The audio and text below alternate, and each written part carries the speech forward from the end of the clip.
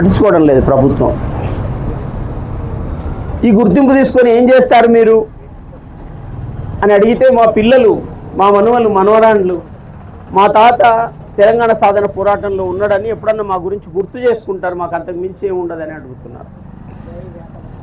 ఆ ఉద్యమకారులలో ఏమీ లేని వాళ్ళు, వసతి ఏమీ లేని వాళ్ళు, ఏమీ లేని వాళ్ళు అంటే అన్నీ ఉన్న దేశంలో, అన్నీ ఉన్న రాష్ట్రంలో వాళ్ళకంటూ ఏమీ లేని వాళ్ళు, ఓ ఇల్లు లేని వాళ్ళు, ఓ గుడిసె లేని వాళ్ళు, వారి దగ్గర భూమి లేని వాళ్ళు, సస్తే జాగా లేని వాళ్ళు, వాళ్ళు మాకు ఇంత జాగా ఇస్తారేమో అని వాళ్ళు అడుగుతున్నారు. ఆ ఉద్యమంలో భాగమైనప్పుడల్లా మా డిమాండ్లు కూడా 2 పెట్టండి అని అడుగుతున్నారు. హైదరాబాద్లో ఇందిరా పార్క్ దగ్గర ఒక ధర్నా చేస్తే నేను వెళ్ళిన అక్కడికి, చాలా బాధ అయింది. ఏమిటి అసలు ఉద్యమకారులు అంటే ఒక సమస్యను గుర్తించి, ఒక అన్యాయాన్ని గుర్తించి, ఆ అన్యాయాన్ని ఒకటిగా అడిగితే కాదని దాన్ని మొత్తంలో భాగం చేసి అడిగి ఏదో ఒక మౌలిక సమస్య పరిష్కారం అయితే మన సమస్యకు దారి దొరుకుతుంది అనుకుని ఒక మౌలికమైన విషయాన్ని అడిగిన వాళ్ళు ఉద్యమకారులు అవుతారు.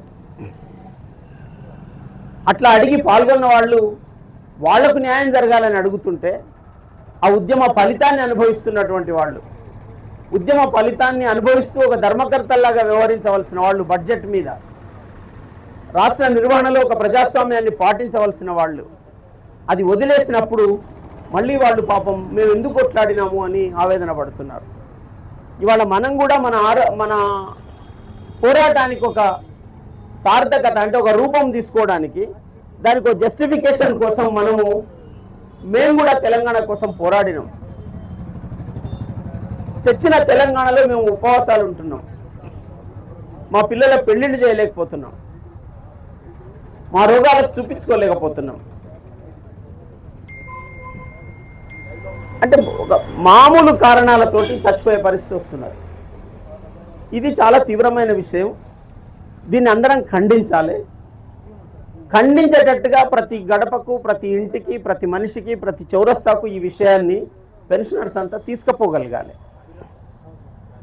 పెన్షనర్స్ పరిస్థితి ఏమిటంటే రిటైర్ అయిన వాళ్ళ పరిస్థితి, అంతకుముందు ఒక జీతంతో కూడిన జీవితం, కాస్త గౌరవప్రదమైన జీవితం, అవసరాలకు జీతాన్ని చూయించి అప్పులు చేసిన జీవితం, హుందాగా బతుకుతున్నాం అనుకున్న జీవితం, అది అర్ధానికి పడిపోతుంది, ఒకసారి సగానికి పడిపోతుంది.